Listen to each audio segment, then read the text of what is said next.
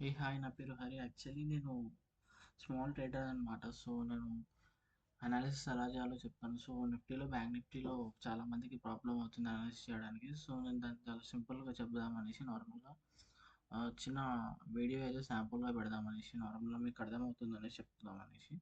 So actually ఏంటిది అంటే, normal topic ఏంటిది అంటే, యాక్చువల్లీ ఈరోజు రేపటి మార్కెట్ ఎలా ఉంటుందో అనాలిసిస్ చేయడానికి చాలామంది ప్రాబ్లం అవుతుంది. సో అది మనం క్లియర్గా తెలుగులో చెప్పుకుంటూ ఉంటే ఈజీగా ఉంటుంది. ఒకసారి మీకు నచ్చితే చూడండి. సో లెట్స్ వీక్ ఓకే ఈరోజు డేట్ వచ్చేసి 18. సో ఈరోజు నిఫ్టీ అనాలిసిస్ ఏంటిది అంటే, actually up direction. So up డైరెక్షన్కి ఉన్న నార్మల్ అడ్వాంటేజెస్ ఏంటి అనేసి చూద్దాం. సో దానివల్ల నేను నార్మల్గా కంటెంట్ ఏంటిదో క్లియర్గా అర్థమవుతూ ఉంటుంది.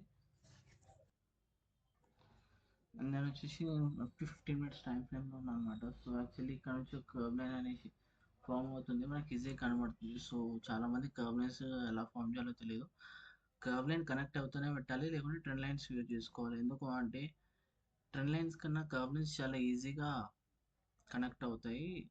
సో ట్రెండ్ లైన్స్ అనేటివి కిందికి పైకి బ్రేక్అప్ స్ట్రక్చర్లా ఉంటాయి. సో ఇక్కడ నుంచి ఇక్కడికి కరెక్ట్గా కనెక్ట్ అవుతూనే పెట్టాను. అండ్ నెక్స్ట్ ఏంటిదంటే, నార్మల్గా మార్కెట్ అనేది టూ డైరెక్షన్లో మూవ్ అవుతుంది. ఒకటి ఏంటిది అంటే, నార్మల్గా ఇట్లా హైయర్లో హైయర్ హై, హైయర్లో హైయర్ హై, నార్మల్గా కిందికి వచ్చిన తర్వాత ఇక్కడ నుంచి మళ్ళీ మార్కెట్ అనేది అప్ డైరెక్షన్లో ఇవ్వడానికి ట్రై చేస్తుంది. ఎందుకు ఇది క్లియర్గా ఇంకో టాపిక్ వచ్చినప్పుడు ఇంకో వీడియోలో క్లియర్గా అర్థం చేసి చెప్తాను. సో దానివల్ల ఉన్న చాలా రీజన్స్ ఉంటాయి. సో ఈరోజు అనాలిసిస్ మాత్రం కాబట్టి అక్కడ నుంచి అక్కడ వరకు చూసుకుందాం.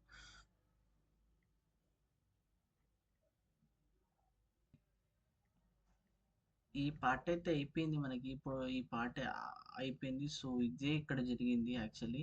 ఇదంతా ఇదంతా అదే పార్ట్ యాక్చువల్లీ. సో మనకి కావాల్సిన పార్ట్ ఏంటిదంటే, ఇప్పుడు ఈ పార్ట్ ఎలా ఫామ్ అవుతుందో అని తెలుసుకోవచ్చు.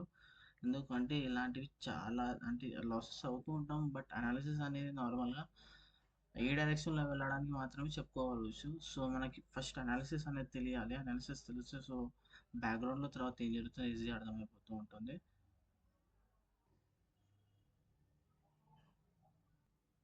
ఓకే. అండ్ వచ్చేసి 15 మినిట్స్ అనే పెద్ద టైం ఫ్రేమ్ కాదు యాక్చువల్లీ. నెక్స్ట్ వచ్చేసి ఈ పార్ట్‌లో అసలు ఎలా మూవ్ అవుతుంది మార్కెట్ అని అసలు ఈజీగా అర్థం చేసుకోవాలంటే, నెక్స్ట్ టైమ్ ఫ్రేమ్ చేంజ్ చేసుకోవాలి. స్మాల్ టైమ్ ఫ్రేమ్‌కి వస్తే మనకి ఈజీగా అర్థమవుతుంది. సో మార్కెట్ అనేది నార్మల్‌గా యాక్చువల్లీ ఇక్కడ ఏం జరిగింది అని అంటే,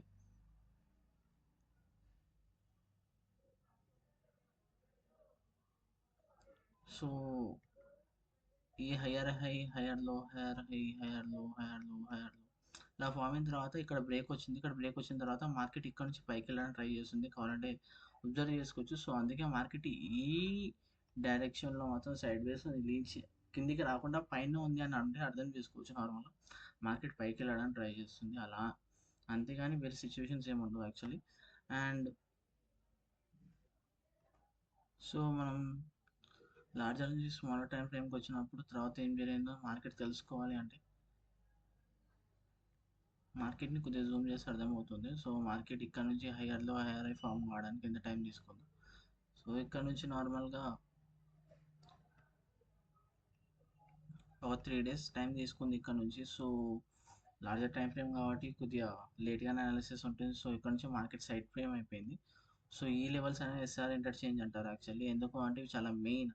ఎందుకంటే ప్రతి దగ్గర రిజెక్షన్ అవ్వడానికి కూడా చాలా ఇంపార్టెంట్. సో ఎందుకంటే ఎస్ఆర్ ఇంటర్చేంజ్ అంటే ప్రతి లెవెల్ దగ్గర ప్రతి ఒక్క రిజెక్షన్ జరుగుతుంది. సో ఇక్కడ నుంచి రిజెక్షన్ కిందికి వచ్చి మళ్ళీ పైకి వెళ్తుంది అలా. సో సో ఈ ట్రెండ్ లైన్ బ్రేక్ చేసిన తర్వాత సో మార్కెట్ సైడ్ వేస్ అయిపోయి ఇక్కడనే అయిపోయింది. సో మనకి ఇది చాలా స్ట్రాంగ్ సెల్లింగ్ జోన్ అనమాట. సో నేను నార్మల్గా ప్రతి ఒక్కరు ఇండికేటర్స్ ఇవన్నీ చాలా యూజ్ చేస్తారు. కాకపోతే నేను ఏ ఇండికేటర్స్, ఏ సపోర్ట్, ఏది నార్మల్గా ఏవి ఉన్నా కూడా ఇండికేటర్స్ ఏవి యూజ్ చేయను. సో నార్మల్గా మార్కెట్ అనేది క్యాండిల్స్ బట్టి మాత్రమే మూవ్ అవుతుంది. దీంట్లో ఎటువంటి బిగ్ థింగ్స్ ఏం జరగవు బ్రో. సో సో రేపు మార్నింగ్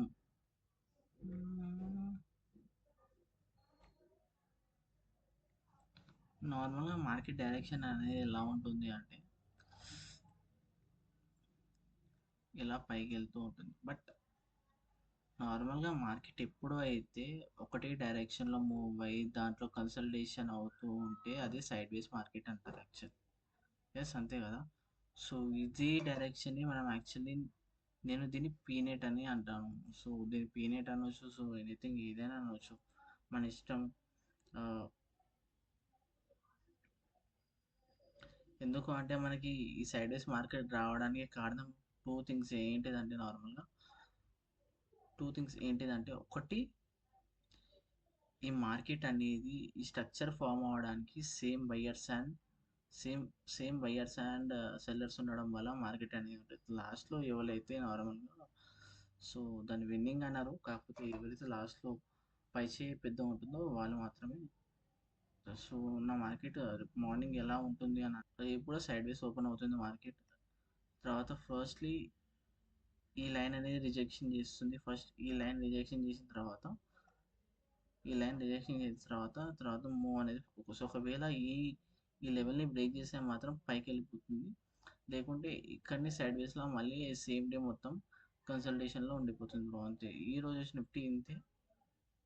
అలానే అంటున్నావు. So same buyers same sellers ఉంటారు. ఈక్వల్ ఉంటుంది మార్కెటింగ్ అంటున్నావు. బట్ ఒక థింగ్ ఏంటిదంటే ఇంకో విషయం మీకు చెప్పాలనుకుంటున్నాను. So equal buyers and equal sellers ఎప్పుడు వస్తారు అంటే నార్మల్‌గా మార్కెట్ అనేది 12:30 తర్వాత మార్కెట్ సైడ్ వేస్ అయిపోతుంది. సో మార్నింగ్ టైంలో మొమెంటం తీసుకొని మాత్రమే చూసుకోవచ్చు. సో నార్మల్‌గా ఏంటిదంటే సప్లై అనేది డిమాండ్ అనేది ఈక్వల్ ఉంటుంది మార్కెట్‌లో. అప్పుడు మాత్రమే మార్కెట్ సైడ్ వేస్ ఉంటుంది. నార్మల్ టైంలో బయర్స్ ఎక్కువ ఉంటే మాత్రం ఏం చేయాలి. ఫర్ ఎగ్జాంపుల్ చెప్తాను నార్మల్‌గా నేను. ఫస్ట్ ఈ సప్లై ఏదైతే సప్లై ఉందో ఈ సప్లై అనేది నార్మల్‌గా